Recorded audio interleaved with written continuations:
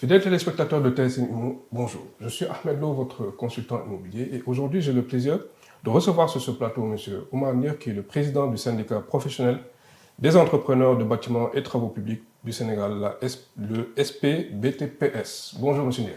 Bonjour M. Lo. Ravi de vous voir sur ce plateau et de partager avec vous justement quelques instants pour discuter d'un sujet quand même très important qui est le secteur des BTP et voir ensemble quel est l'état actuel justement de ce secteur-là et échanger sur les mesures structurelles éventuellement qu'on pourrait appliquer pour une relance effective. Oui, effectivement, je suis ravi d'être aujourd'hui sur ce beau plateau. Cette question est une question qui préoccupe le secteur dans son ensemble au plus haut point, qui préoccupe l'opinion nationale, qui est maintenant sensibilisée à ce qui se passe en matière de construction et de BTP au Sénégal.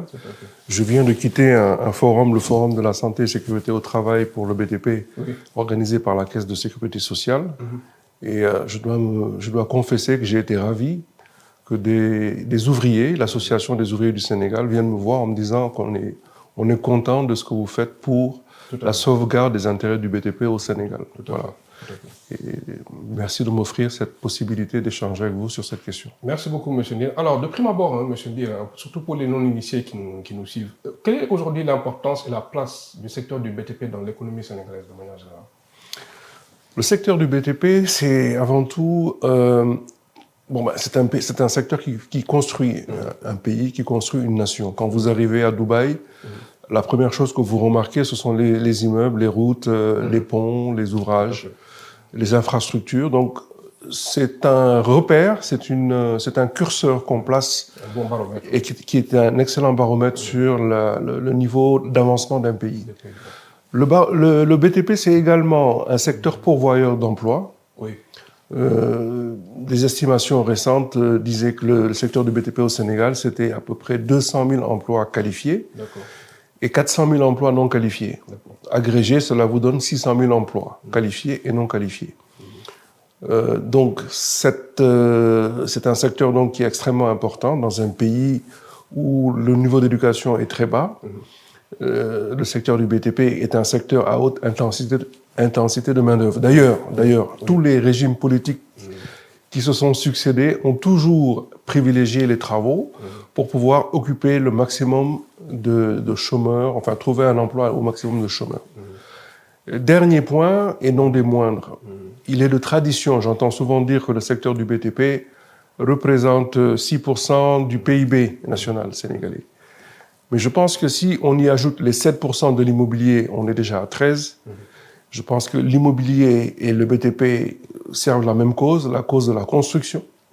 Et il est logique, à mon sens, même si ce n'est pas statistiquement les mêmes secteurs, mais ils sont jumeaux, ils sont connexes. Donc, il y a du sens de dire qu'il faut estimer l'impact sur le PIB national au moins à 13%. Si je veux être généreux, je rajoute l'industrie de la construction, l'industrie des matériaux de construction, qui dépend évidemment de la vitalité du BTP, de la vitalité de la construction.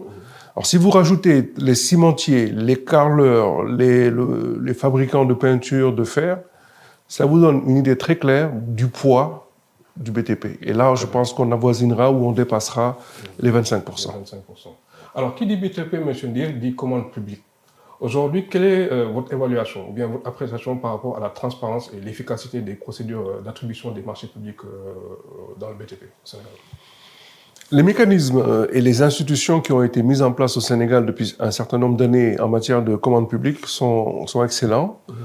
Je pense que le Sénégal a servi de laboratoire à l'époque où il fallait davantage de transparence et de sécurité dans les passations de marché. Donc, l'ancienne RMP a démontré toute son efficacité et je pense que le Sénégal a servi de laboratoire et a permis de mettre en place d'autres autorités de régulation de marchés publics à travers l'Afrique. Tout récemment, cette agence a fait sa mue, est devenue maintenant l'autorité de la régulation pour la régulation de la commande publique, l'ARCOP. qui est dirigé par un magistrat, Dr Moustapha Djité, pour qui j'éprouve beaucoup de respect, qui est pétri de talent et de compétences, et qui est un excellent interlocuteur du secteur privé. Donc je pense que de ce point de vue, nous sommes bien servis et nous pouvons dire que nous avons de très bons mécanismes, qui sont perfectibles, certes. Je pense qu'on peut aller vers un peu plus d'assouplissement de certaines règles permettant d'inclure davantage de PME. Nous nous battons pour avoir un allotissement qui permette d'attribuer une part beaucoup plus importante aux PME qui sont dans ce pays et non pas réserver uniquement de gros morceaux aux seules grosses entreprises. Nous voulons également que le contenu local soit davantage pris en compte, qu'il y ait obligation pour les entreprises non sénégalaises d'avoir à sous-traiter une part extrêmement importante de la commande publique de notre pays auprès d'entreprises sénégalaises. Donc, nonobstant ces deux réserves, je pense qu'on a de très bons mécanismes de régulation et de contrôle de la commande publique. Très bien. Parfait. Alors aujourd'hui, M. Ndir, on n'est pas sans savoir que le secteur du BTP est en train de traverser une zone de turbulence, sans précédent d'ailleurs, et on est appelé à se demander quels sont les impacts concrets des retards de paiement de l'État, notamment, et les exigences bancaires sur la trésorerie et la viabilité des entreprises du secteur. Écoutez, la question est large. Les implications de cette crise sont nombreuses, vous le savez. Ce n'est pas la première fois que j'en parle publiquement. Nous avons aujourd'hui une conséquence immédiate sur l'emploi. Plusieurs reportages télé se sont fait l'écho des milliers de travailleurs du secteur du BTP qui sont aujourd'hui en situation de précarité, et d'autres carrément à l'arrêt. Vous avez un endettement, ou en tout cas des créances détenues sur l'État et ses démembrements qui sont extrêmement élevés. La dernière estimation que nous avons pu avoir faisait état de créances de l'ordre de près de 400 milliards, si ce n'est pas davantage. Des efforts ont été faits. Tout récemment, il y a eu des annonces par rapport à des sommes payées et des sommes qui sont en voie d'être payées. Mais nous pensons que cela est largement insuffisant. Parce que ce qu'il faut savoir, M. Lo, c'est que la dette, elle est devenue aujourd'hui insoutenable. Quand on dit insoutenable, ça veut dire que vous vous retrouvez dans une situation où les chefs d'entreprise ne peuvent pas payer leur salaire, les chefs d'entreprise ne peuvent pas payer leurs taxes et impôts, ne peuvent pas payer leurs fournisseurs, ne peuvent pas rembourser leurs engagements bancaires. Vous êtes donc dans une sorte de paralysie, vous êtes en cessation de paiement. Et il n'est pas bon que le secteur du BTP dans sa globalité, parce qu'aujourd'hui, c'est ça le problème, ce n'est pas quelques acteurs qui sont pris isolément qui sont en panne, c'est l'ensemble du secteur du BTP qui est en panne. Il n'y a pas une seule société, il n'y en a pas une qui ne rencontre en ce moment des difficultés. Il s'agit de combien de sociétés en général qui sont dans la chaîne de valeur immobilière aujourd'hui? Je n'ai pas le chiffre exact du nombre de sociétés de BTP. Vous savez comme moi que le Sénégal, c'est une grosse part d'informels, non répertoriés, et quelques entreprises formelles. Pour ce qui est de notre syndicat, nous avons à peu près 70 entreprises répertoriées, dont les plus grosses entreprises sénégalaises dans le secteur. L'autre syndicat, le SNBTP de mon frère ami Kader Ndiaye, compte également de nombreuses entreprises de BTP. Je pense que nous avons, Kader et moi, peut-être entre 100 et 150 entreprises qui sont syndiquées, qui sont chez nous. Et sur cette base, nous avons la bonne information, nous connaissons le pouls du secteur du BTP. Aujourd'hui, nous savons que l'ensemble de ces entreprises-là connaissent de très grandes difficultés. Très grandes. Est-ce qu'on a en fait quelques chiffres estimatifs des pertes en termes de chiffre d'affaires entre 2024 et 2025 au niveau de votre syndicat? Nous avons procédé, alors le 30 juin, nous avons fait le 30 juin passé un sondage pour estimer quel était le manque à gagner des entreprises. D'accord. Quand je parle de manque à gagner, je parle des entreprises qui ont été affectées par des arrêts de chantier, des arrêts de chantier qui sont la conséquence de suspension voulue par l'État, d'annulation voulue aussi par l'État, ou de chantiers qui n'ont plus de financement, etc. Et quand on a fait cette estimation, ce sondage rapide, on était à 310 milliards de francs CFA. 310 milliards. 310 milliards de manque à gagner. C'est criard, hein, quand même. Si vous prenez 310 milliards de manque à gagner, vous rajoutez 400 milliards d'impayés, ça vous donne une idée de l'état dans lequel se trouve aujourd'hui financièrement le secteur du BTP. Et de l'importance d'une action et d'une réaction vigoureuse de notre État. Alors, M. Nia, aujourd'hui, quelles sont les initiatives concrètes qu'on devrait mettre en place pour permettre aux entreprises du BTP, d'accord, donc de monter en compétences tant sur les plans techniques, managériels que financiers au Sénégal? D'après vous. Les entreprises de BTP sénégalaises, elles sont assez outillées, bien que le savoir, la compétence doivent toujours faire l'objet d'amélioration en continu. Moi, je pense qu'aujourd'hui, les entreprises sénégalaises ont besoin simplement de travailler. D'accord. C'est en pratiquant qu'on s'améliore.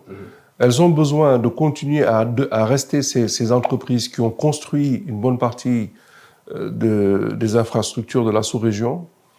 Vous avez vu récemment notre papa et les doyens Atepa, oui. Le président Pierre Goudiaby Atepa, oui. Sollicité, son expertise a été sollicitée jusqu'au Gabon, qui veut lui faire construire Libreville 2. On ne compte pas les grands projets pharaoniques qui lui ont été confiés par des chefs d'État africains. Donc aujourd'hui, ce savoir-faire sénégalais est reconnu de tous. J'ai toujours beaucoup de fierté à évoquer Sablux, qui est un groupe de promotion immobilière, certes, mais qui dit promotion immobilière de construction. Et Sablux se distingue à travers l'Afrique maintenant. C'est une fierté. C'est une fierté nationale avec un management moderne, innovant et aussi une vraie ambition de développement sur l'Afrique, avec des filiales installées un peu partout. Et une offre de produits, voilà, je ne fais pas la publicité de Sablux, mais je pense que nous avons des modèles. Nous avons CSE également, qui a fait beaucoup de belles choses, de grands projets routiers à travers l'Afrique, à travers, en tout cas, la sous-région africaine et même au-delà. Donc, la compagnie sahélienne d'entreprise est une vraie fierté, avec beaucoup d'hommes et de femmes, des ingénieurs de haut niveau, des ouvriers qualifiés, qui ont su façonner le visage de la sous-région. Donc, est-ce que ça suppose effectivement que le cadre, ou bien le secteur du BTP aujourd'hui, tel qu'il est forgé, tel qu'il est présentement, permet effectivement de favoriser l'émergence de champions nationaux comme CSE, Pierre Goudiaby Atepa, etc. Quelles sont aujourd'hui les opportunités pour les jeunes pousses aujourd'hui d'être à la hauteur de ces grands noms? Alors, je vais vous donner un exemple et faire un petit trait d'humour. Oui. J'étais récemment à un atelier piloté par la coopération allemande qui veut aider certains jeunes Sénégalais à acquérir des compétences dans les métiers du BTP. La coopération allemande a débloqué beaucoup d'argent pour les former ici, mais les former également en Allemagne.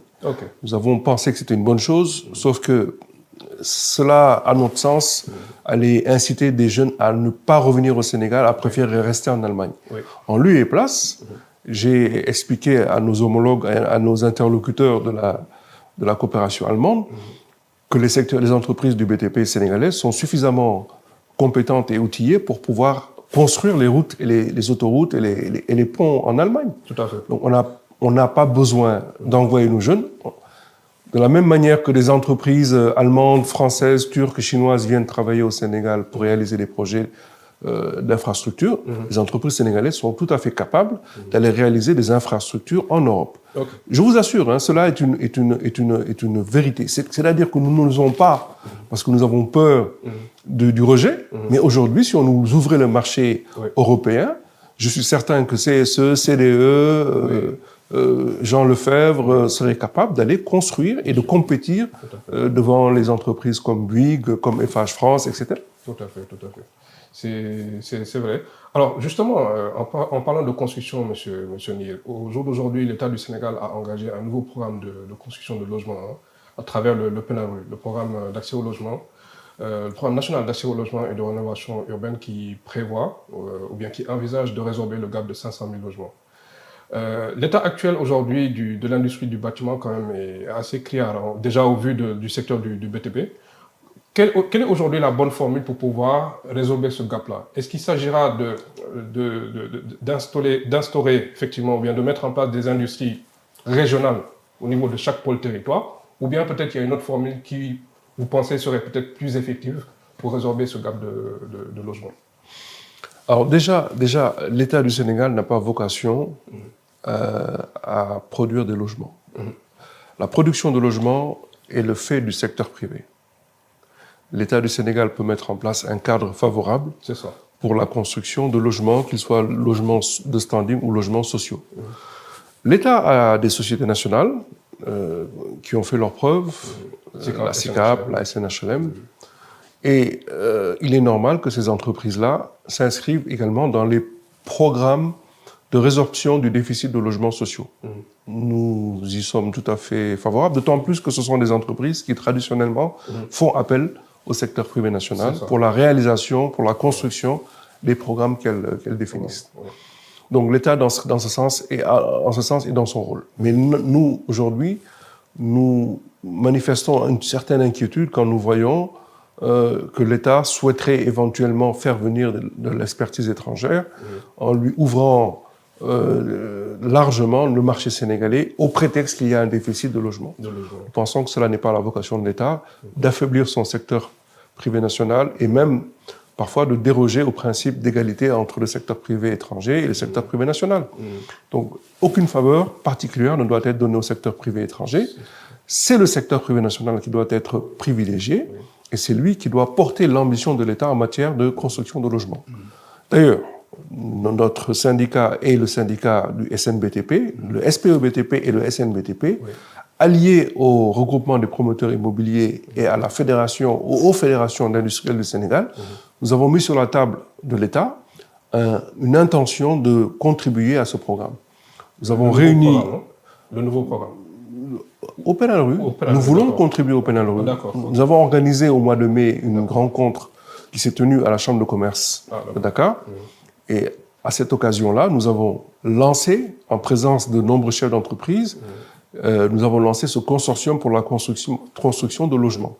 Quand vous construisez des logements, vous construisez pas forcément que des maisons à vocation sociale, vous construisez des bâtiments administratifs, vous construisez des quartiers, vous construisez également des infrastructures parce qu'il faut circuler, il faut électrifier, il faut faire des réseaux d'assainissement et d'amener d'eau. Donc, de ce point de vue, notre idée de consortium est de pouvoir aider l'État sans avoir besoin de l'argent de l'État. C'est-à-dire, nous ne demandons pas à l'État de nous financer, mais nous allons chercher sur le marché financier international des financements de l'ordre de plusieurs milliards de dollars ou d'euros, nous permettant, dans le cadre d'un PPP, et suivant le cahier de charge de l'État, de pouvoir construire tous ces logements qui manquent cruellement au Sénégal. Et nous avons également lancé un appel pour dire que les Sénégalais doivent enfin promouvoir l'industrie locale. C'est important. Il est important qu'on arrête de considérer que pour pouvoir construire sa maison, on est obligé d'aller dans les pays, je vais les citer, la Turquie, la Chine, pour faire venir des conteneurs et des conteneurs et des conteneurs d'équipements de construction. Il est temps qu'on fabrique au Sénégal les ampoules que nous utilisons dans nos maisons, qu'on fabrique les sanitaires que nous utilisons, les portes, l'étanchéité doit être fabriquée ici, les carreaux, etc. Même si on a quelques usines, il faut multiplier, et on peut même demander au secteur privé à cette occasion de tisser des relations, de faire appel à l'investissement direct étranger pour créer des usines ici. Ça crée de l'emploi, ça crée de la valeur ajoutée, ça contribue au PIB, ça améliore la balance des paiements et la balance commerciale. Donc, ce néant ne peut être que salutaire, sans compter l'effet que ça peut avoir sur l'emploi. Donc, nous avons exposé tout cela lors d'une rencontre qui s'est tenue sous l'égide, en tout cas sous la présidence de l'APIX. On avait invité le président du conseil d'administration qui a pris part à nos travaux. Et donc, notre intention est manifestée, elle est sur la table de l'État. Nous voulons devenir un acteur contributeur à ce gros programme Penalru. Oui. Pour autant, maintenant, que l'État également nous tende la main, en tout cas nous ouvre ses bras et nous permette de travailler avec eux. D'accord, parfait. Alors, aujourd'hui, le secteur de la construction, quand même, est un secteur très, très large, hein, monsieur Nil. Il y a effectivement une partie qui est dans le formel, notamment vos différents syndicats. Il y a également beaucoup de structures qui sont également dans l'informel. Comment aujourd'hui les différents syndicats de BTP perçoivent justement la montée de la concurrence informelle, notamment dans ce secteur-là? Comment vous le percevez et quelles sont aujourd'hui les mesures qu'il faudrait adopter pour effectivement tirer ces acteurs-là vers une formalisation? Il ne peut y avoir qu'une formalisation. Attention, le secteur du BTP est un secteur technique. Et on l'a vu. Lorsque des personnes s'aventurent sur un terrain technique de cette ampleur, sans les précautions d'usage, sans avoir également le savoir-faire, cela aboutit à ce que nous avons vu récemment, malheureusement, dans plusieurs villes au Sénégal. Des effondrements de bâtiments. Oui, plus de 1400 qui menacent ruine au jour d'aujourd'hui. Exactement. Donc aujourd'hui, plus que jamais, il est temps de considérer le secteur du BTP comme un secteur important qu'il faut réguler. Tout à fait. On ne peut pas aujourd'hui pratiquer la médecine parce qu'on a envie de le faire.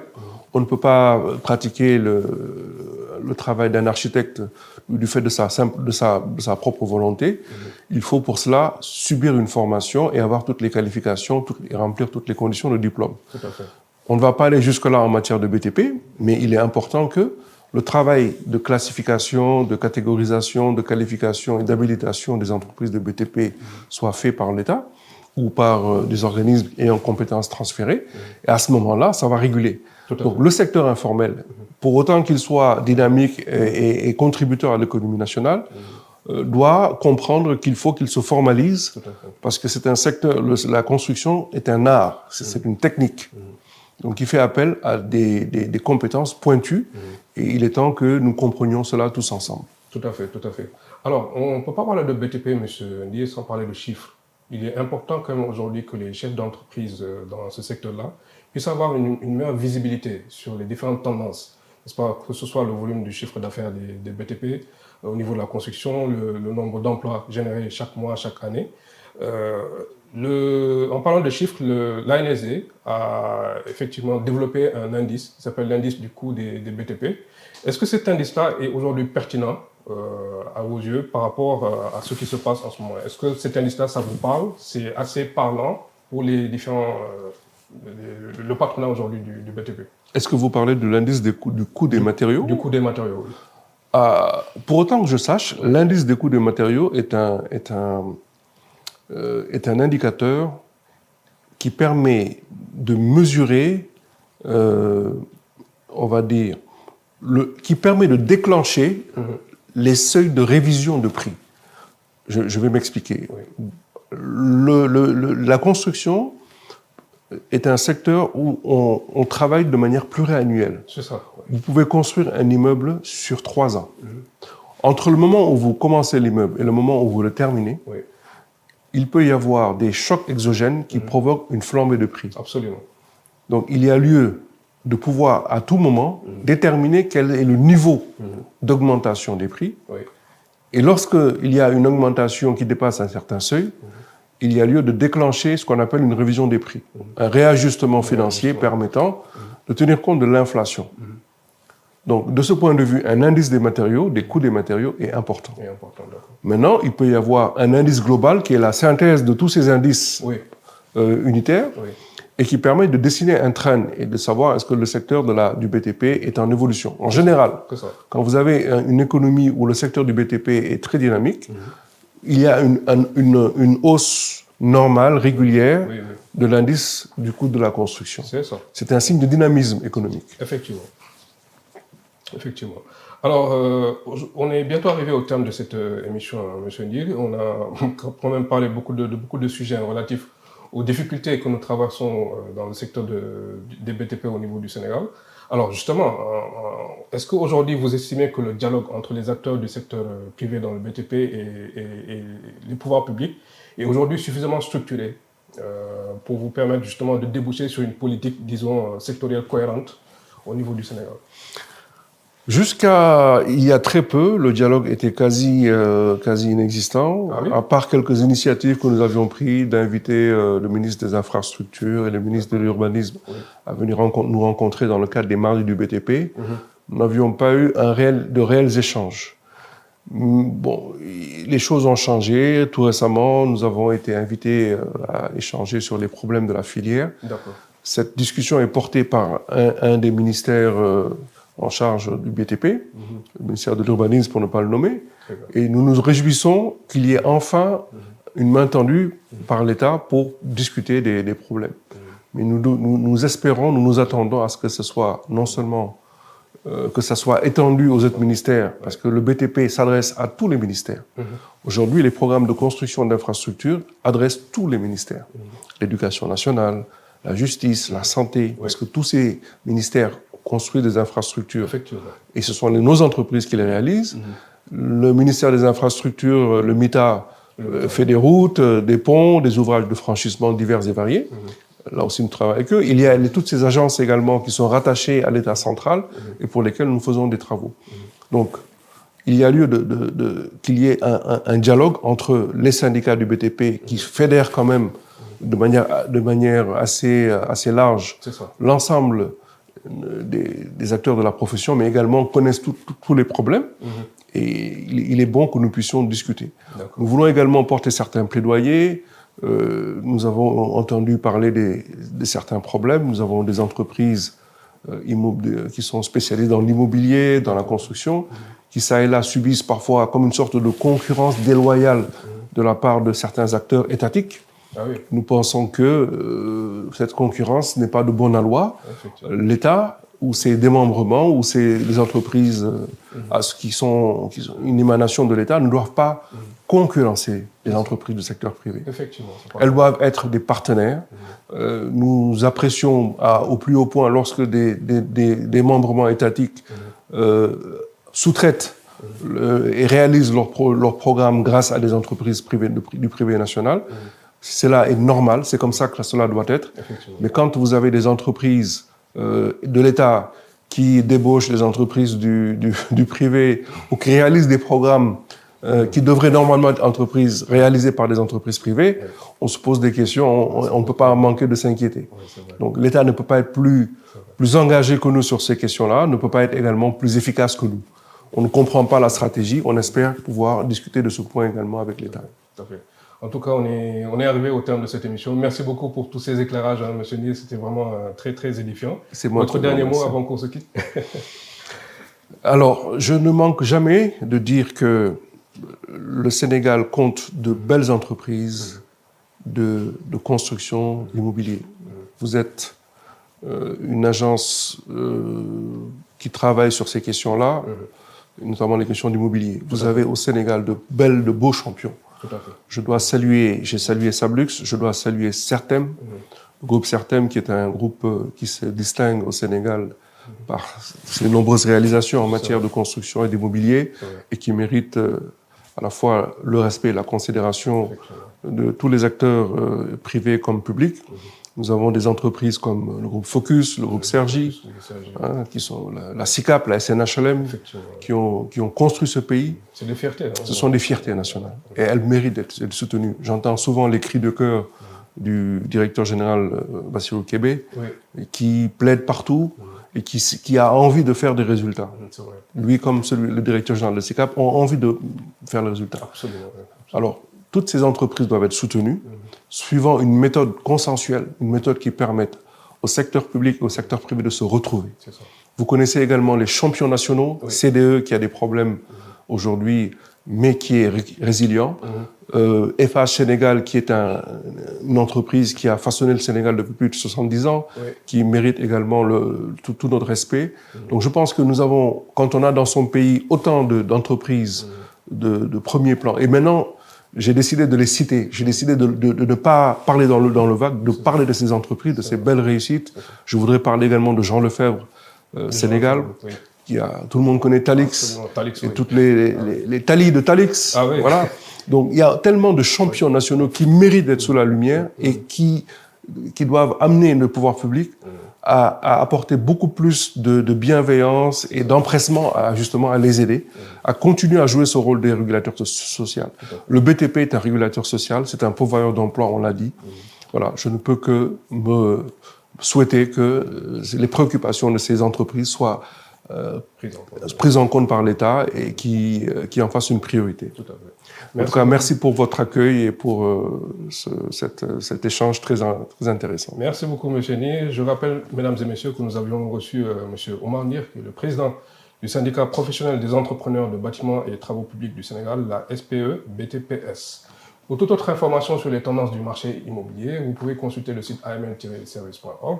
Et pour les informations relatives à l'actualité immobilière, n'hésitez pas à consulter le site magazineimmosénégal.com. Je suis Ahmed Lo, votre consultant immobilier.